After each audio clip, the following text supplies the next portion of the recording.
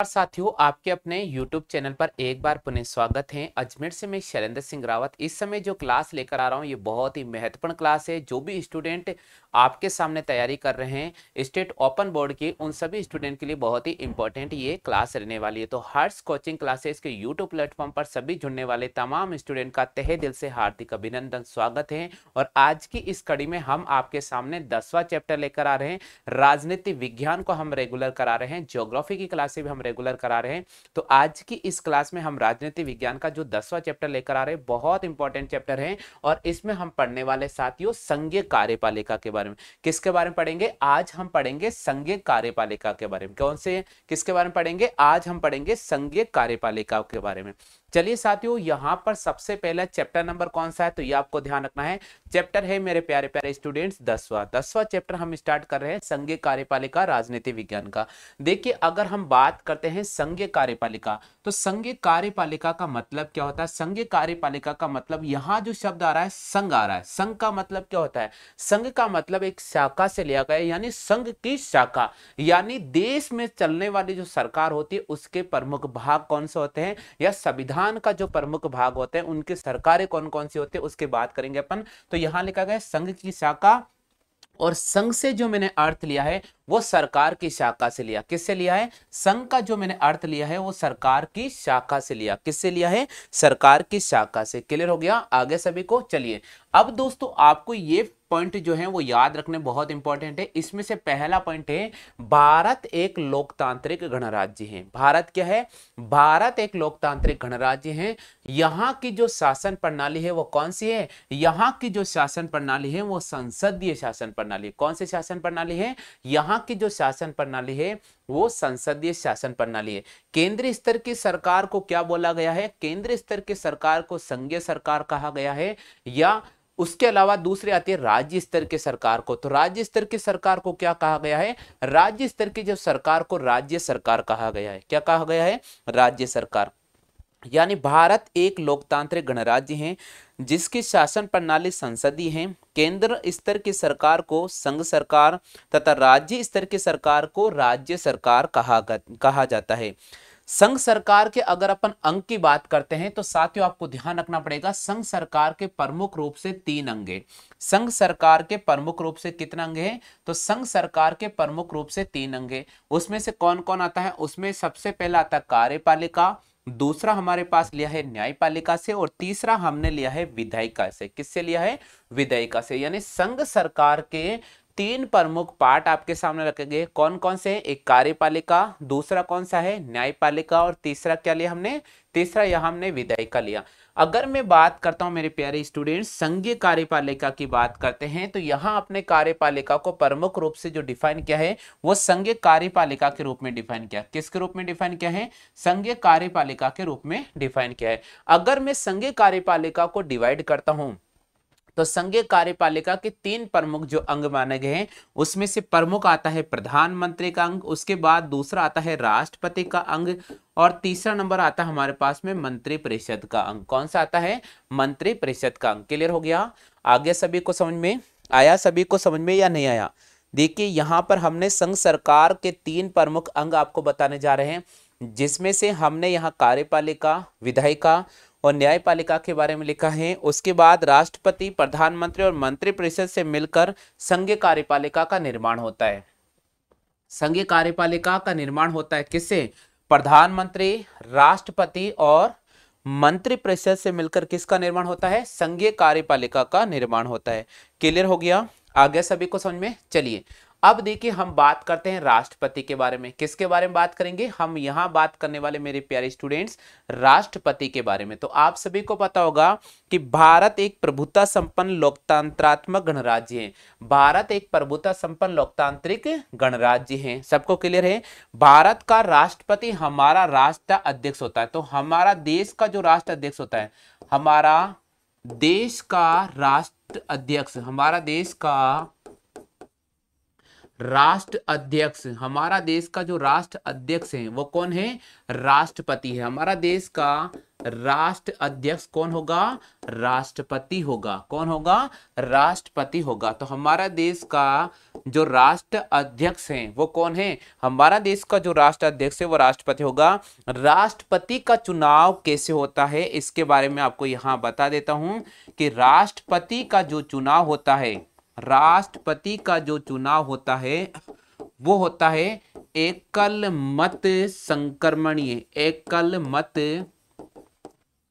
संक्रमणीय मत प्रणाली के जरिए। किसके द्वारा? मत प्रणाली के जरिए, एकल मत संक्रमणीय मत प्रणाली के जरिए, जिसको हम यहां कह सकते हैं आनुपातिक मत प्रणाली के जरिए। भाई इसका मतलब यहां गुप्त मतदान होगा। क्या होगा यहां पर? यहां पर गुप्त मतदान होगा। क्लियर हो गया?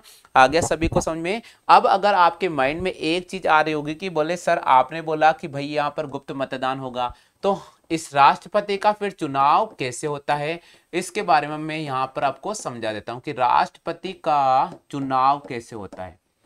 राष्ट्रपति का चुनाव कैसे होता है इसके बारे में आपको यहां समझा देता हूं कि मित्रों आपको ध्यान रखना होगा कि राष्ट्रपति का चुनाव कैसे होता है। सबसे पहले राष्ट्रपति का चुनाव करने के लिए एक निर्वाचक मंडल होता है।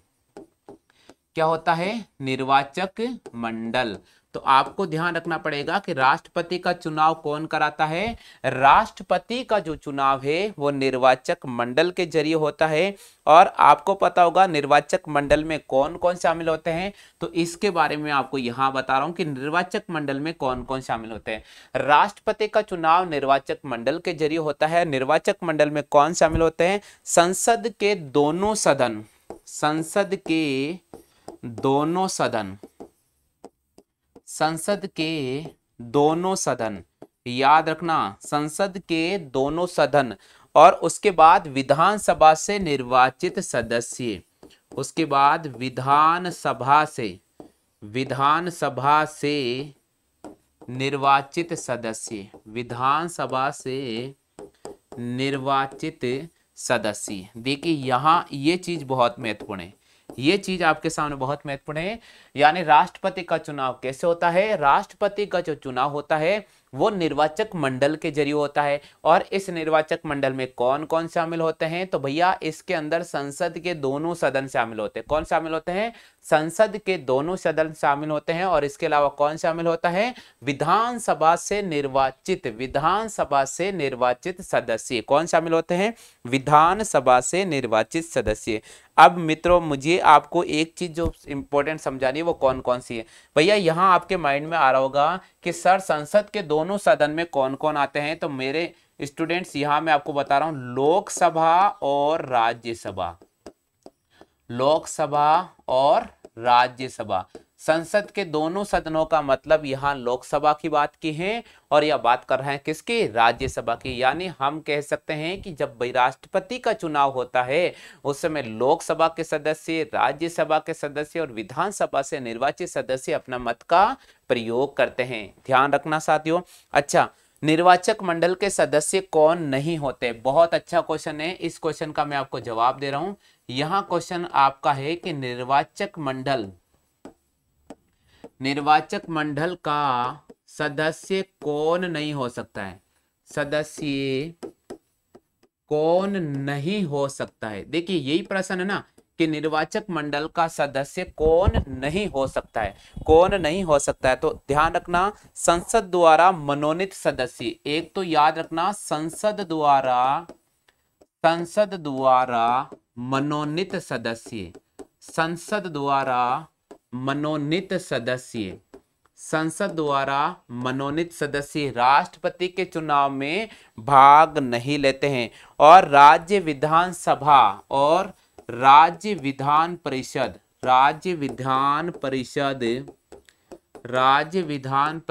में मनोनीत सदस्य। याद रखना साथियों ये चीज आपके लिए बहुत महत्वपूर्ण है। ये चीज आपके लिए बहुत महत्वपूर्ण है। देखिए हमने क्योंकि यहाँ बात करें अपन राष्ट्रपति का चुनाव कैसे होता है, तो ये मैंने आपको बिल्कुल संपूर्ण जानकारी दे दी कि राष्ट्रपति का जो चुनाव होता है निर्वाचक मंडल के जरिए होता है, जिसमें संसद के दोनों सदन भाग लेते हैं। एक विधानसभा की बात करते हैं यानी विधानसभा से निर्वाचित सदस्य, और दूसरे की बात करते हैं संसद के दोनों सदन। और संसद के दोनों सदन में किसको शामिल किया है? संसद के दोनों सदन में लोकसभा और राज्यसभा को शामिल किया है।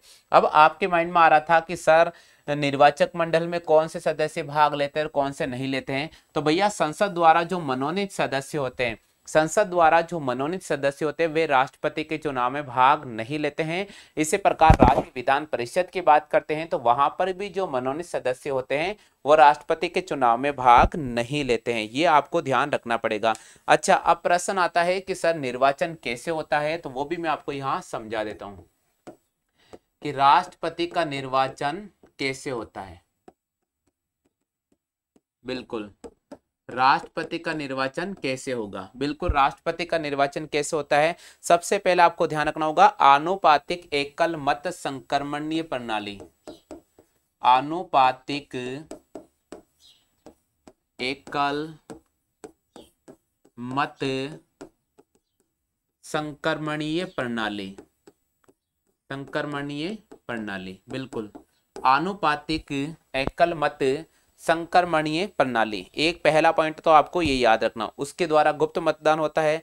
और क्लियर हो गया? आगे समझ में? या राष्ट्रपति चुनाव कैसे होता है? आनुपातिक एकल मत संक्रमणीय प्रणाली के जरिए होता है। अब देखिए साथियों, जिस समय संविधान निर्माता थे उनके मन में एक विचार आया था। विचार क्या था कि संसद के निर्वाचित सदस्य का मत और विधानसभा से जो निर्वाचित सदस्य है उनका मत एक समान होना चाहिए। तो इसके लिए एक मीटिंग आई थी। तो देखिए संविधान निर्माताओं का क्या विचार था। संविधान निर्माता का मत या विचार, देखिए जिस समय भारत का संविधान बनाया जा रहा था, राष्ट्रपति का चुनाव हो रहा था, चुनाव की प्रक्रिया लिखी जा रही थी, तो संविधान निर्माताओं के मन में एक विचार आया यार। विचार ये आया था कि क्यों नहीं यार सभी के जो मत का मूल्य होता है वो एक समान रहना चाहिए। जो निर्वाचित सदस्य हैं जो वोट डालने जा रहे हैं उनका जो मत मूल्य होता है, मत का जो प्राइस होता है वो एक समान रहना चाहिए। अब इसके लिए उन्होंने क्या किया? इसके लिए उन्होंने क्या किया कि संसद के निर्वाचित सदस्य का मत, इसको दो भागों में इस प्रकार डिवाइड किया। पहला था संसद के निर्वाचित सदस्य का मत, निर्वाचित सदस्य का मत और विधानसभा से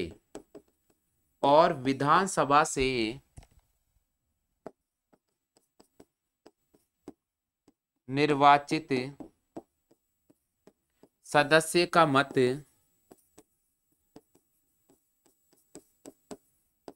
एक समान होना चाहिए। ये हमारा एक पॉइंट था जिसे आप पहले फोकस कर लीजिए। मेरे प्यारे स्टूडेंट्स, इसको आप फोकस कर लीजिएगा। अभी मैं आपको बिल्कुल क्लियर सब चीज समझा दूंगा, सारी चीज आपको क्लियर हो जाएगी। पहले आप इस क्वेश्चन की कॉपी कर लीजिएगा, क्योंकि यहां से अगर आप कॉपी कर लेते हैं तो हर चीज आपके लिए क्लियर हो जाएगी। हर चीज आपके लिए क्लियर हो जाएगी। क्लियर हो गया? आगे सभी को समझ में या नहीं आया? जल्दी से मुझे फटाफट से कमेंट करके बताइए कि जो मैंने आपके सामने लिखा है वो आपको समझ में आया है या नहीं आया। आनुपातिक एकल मत संक्रमणीय प्रणाली, इसको जब विचारधारा को लाया जा रहा था, संविधान निर्माताओं के मन में ये विचार आया था, तो उन्होंने सोचा था कि यार अगर इन दोनों का मत मूल्य हमें इक्वल करना पड़ेगा, नहीं तो फिर क्या होगा भैया, नहीं तो फिर मत को लेकर इनमें आपस में खींचातानी चलेगी। तो संसद के निर्वाचित सदस्य का मत और विधानसभा से निर्वाचित सदस्य का मत क्या होना चाहिए? दोनों का मत एक समान होना चाहिए। दोनों का मत क्या होना चाहिए? एक समान होना चाहिए। क्लियर हो गया आगे सभी को? अब देखिए अपन निर्वाचन का वोट मूल्य कैसे निकालते हैं।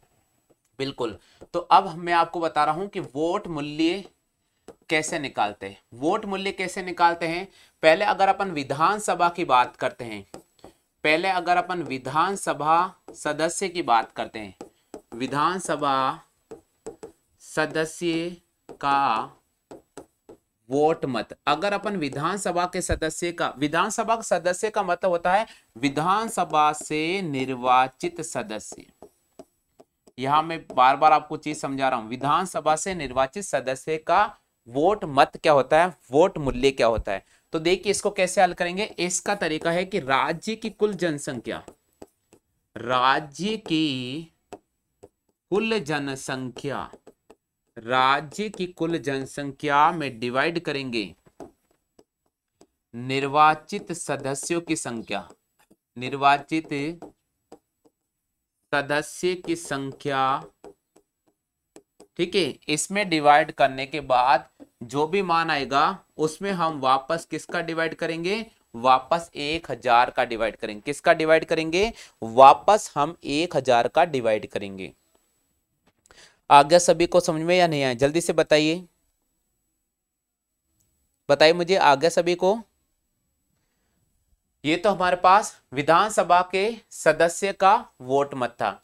अब अगर आपसे पूछ ले कि सांसद का मत मूल्य क्या होगा, सांसद का मत मूल्य क्या होगा, सांसद का मत मूल्य क्या होगा, तो इसको हम कैसे याद रखेंगे, ये भी आपको जानकारी याद होना जरूरी है कि सांसद का मत मूल्य क्या होगा।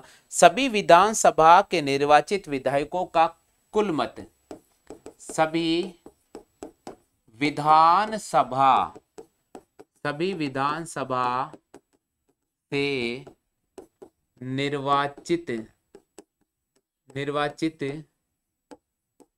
कुल सदस्य मत, कुल सदस्य मत, बिल्कुल देखिए सभी विधानसभा से निर्वाचित कुल सदस्य मत अपॉन संसद के दोनों सदन, अपॉन संसद के दोनों सदन, संसद के दोनों सदन, दोनों सदनों से निर्वाचित सदस्य, निर्वाचित सदस्य, बिल्कुल सभी विधानसभा से निर्वाचित कुल सदस्य का मत अपॉन संसद के दोनों सदनों से निर्वाचित सदस्यों की संख्या। इससे हम सांसद का मत मूल्य ज्ञात करेंगे। इससे हम क्या ज्ञात करेंगे, इससे हम सांसद का मत मूल्य ज्ञात करेंगे। क्या ज्ञात करेंगे, सांसद का मत मूल्य ज्ञात करेंगे। आया सभी को समझ में या नहीं आया, जल्दी से मुझे बताइए, सभी स्टूडेंट को समझ में आया नहीं आया। तो आज की क्लास में हमने क्या पढ़ा है, ये मैं आपको एक बार पुनः शॉर्ट पैटर्न से आपको रिवाइज करा देता हूं, ताकि जो स्टूडेंट लेट आया था वो कंप्लीटली उसको सारा कुछ समझ में आ जाएगा। तो मेरे प्यारे प्यारे स्टूडेंट्स, मैं आपको बता देता हूं, हम संघीय कार्यपालिका नामक चैप्टर स्टार्ट कर चुके हैं। और चैप्टर कौन सा है, राजनीति विज्ञान का चैप्टर नंबर हमारे पास में है 10वां चैप्टर। कौन सा चैप्टर है, 10वां चैप्टर है। अब देखिएगा, संघीय कार्यपालिका का मतलब होता है संघ की शाखा, यानी सरकार की प्रमुख रूप से शाखा। देखिए भारत एक लोकतांत्रिक गणराज्य है। यहाँ की शासन प्रणाली कौन सी है, यहाँ की जो शासन प्रणाली है वो संसदीय। कौन सी है, संसदीय। केंद्रीय स्तर की सरकार को संघ सरकार कहते हैं और राज्य स्तर की सरकार को हम यहाँ पर राज्य सरकार कहते हैं। सरकार के आपको मैंने 3 अंग बताए थे, उसमें एक आता है कार्यपालिका, दूसरा आता है न्यायपालिका और तीसरा आता है हमारे पास में विधायिका। यानी सरकार के जो प्रमुख रूप से 3 अंग है उसमें कार्यपालिका, न्यायपालिका और विधायिका आता है। अगर मैं यहाँ पर कार्यपालिका की बात करता हूं तो कार्यपालिका का मतलब होता है संघीय कार्यपालिका, और संघीय कार्यपालिका की जो 3 प्रमुख अंग है उसमें प्रधानमंत्री को शामिल किया है, राष्ट्रपति को शामिल किया है और किसको शामिल किया है, उसमें मंत्री परिषद को शामिल किया है। क्लियर हो गया। चलिए, राष्ट्रपति यानी भारत एक प्रभुत्व संपन्न लोकतांत्रिक गणराज्य है। हमारा देश का जो राष्ट्र अध्यक्ष होता है, हमारा देश का राष्ट्र अध्यक्ष कौन होता है, राष्ट्रपति होता है। कौन होता है, राष्ट्रपति। राष्ट्रपति का चुनाव कैसे होता है, तो राष्ट्रपति का जो चुनाव होता है वो एकल मत संक्रमणीय प्रणाली, मत प्रणाली द्वारा होता है। देखिए राष्ट्रपति का चुनाव कैसे होता है, इसके लिए एक निर्वाचक मंडल का गठन किया जाता है। किसका गठन किया जाता है, निर्वाचक मंडल का गठन किया जाता है। और इस निर्वाचक मंडल में कौन कौन शामिल होते हैं, तो इस निर्वाचक मंडल में संसद के दोनों सदन आते हैं। यहां संसद के दोनों सदन का मतलब होता है कि लोकसभा और राज्यसभा। क्या होगा, लोकसभा और राज्यसभा। इसके अलावा विधानसभा से निर्वाचित सदस्य इसमें भाग लेते हैं। क्लियर हो गया। चलिए अब नेक्स्ट पॉइंट है, निर्वाचक मंडल का सदस्य कौन नहीं हो सकते हैं। देखिए कौन होते हैं ये तो मैंने आपको बता दिया, लेकिन कौन नहीं हो सकते इसके बारे में यहां लिख दिया। संसद द्वारा मनोनीत सदस्य और राज्य विधान परिषद में मनोनीत जो सदस्य होते हैं वो राष्ट्रपति के चुनाव में भाग नहीं लेंगे। क्लियर हो गया। चलिए नेक्स्ट होता है निर्वाचन कैसे होता है। तो राष्ट्रपति का जो निर्वाचन होता है वो संसदीय एकल मत संक्रमणीय प्रणाली के जरिए होता है। और आपको पता होगा कि संविधान निर्माताओं के मन में एक विचार आया था, और विचार क्या था कि बोले संसद के निर्वाचित सदस्य का मत और विधानसभा से निर्वाचित सदस्य का मत क्या होना चाहिए, एक समान होना चाहिए। तो इस स्थिति में उन्होंने एक पैटर्न दिया था, वो रखा था विधानसभा के सदस्य का वोट मूल्य कैसे ज्ञात करेंगे। तो राज्य की कुल जनसंख्या में निर्वाचित सदस्यों की संख्या का डिवाइड करना होगा, जो भी संख्या आएगी उसमें 1000 का भाग हमें पुनः देना होगा। इसी प्रकार अगर हम सांसद का मत मूल्य निकालेंगे तो सभी विधानसभा से निर्वाचित कुल सदस्य का मत में संसद के दोनों सदनों के निर्वाचित सदस्य का भाग देना होगा। उम्मीद मैं करूंगा कि आज का सेशन आपको बहुत अच्छी तरह समझ में आ गया होगा। अगर इसका फ्री स्टडी मटेरियल चाहिए तो बिल्कुल आप संपर्क कर सकते हैं। आज के लिए बस इतना ही साथियों। जय हिंद, वंदे मातरम।